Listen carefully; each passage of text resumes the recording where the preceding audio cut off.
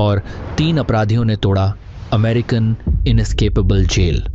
एक ऐसा केस जो अमेरिका के इतिहास में कालिख की तरह दर्ज हुआ, जिसने अमेरिका के अनब्रेकेबल प्रिजन को मजाक बना दिया। कैसे 4 चोरों ने एफबीआई को घुमाया? ऐसा क्या हुआ कि एफबीआई को भी हार माननी पड़ी? कहाँ है अल्काट्रस जेल? क्या है अल्काट्रस ब्रेक की कहानी? कैसे 3 चोरों ने अमेरिका की सबसे सुरक्षित जेल को बंद करवा दिया? ऐसा क्या हुआ 1962 में कि अमेरिकन सरकार शर्मसार हो गई? कहाँ गए वो अपराधी? और क्या है अल्काट्रस एस्केप की पूरी कहानी?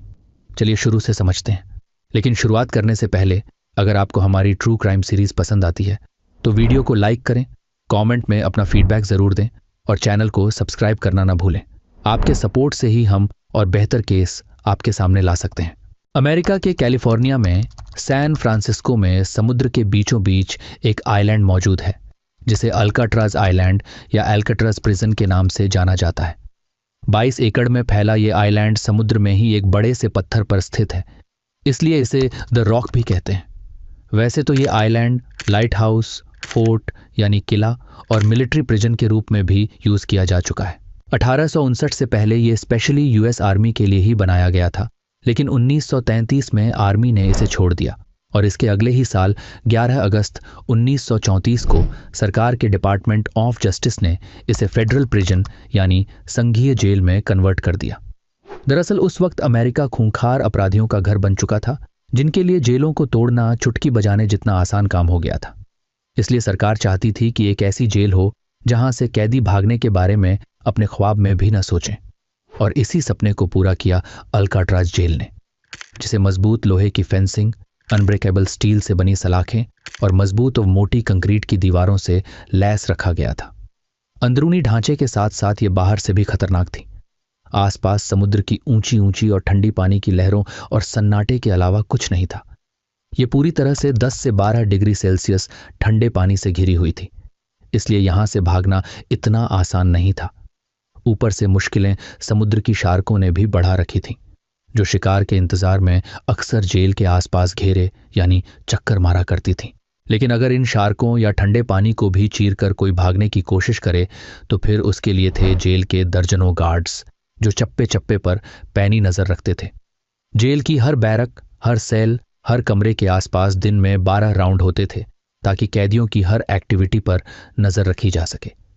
साथ ही गार्ड्स को यह आदेश था कि अगर कोई कैदी भागता हुआ दिखे या कोशिश भी करे तो उसे सीधा ऊपर पहुंचा दिया जाए।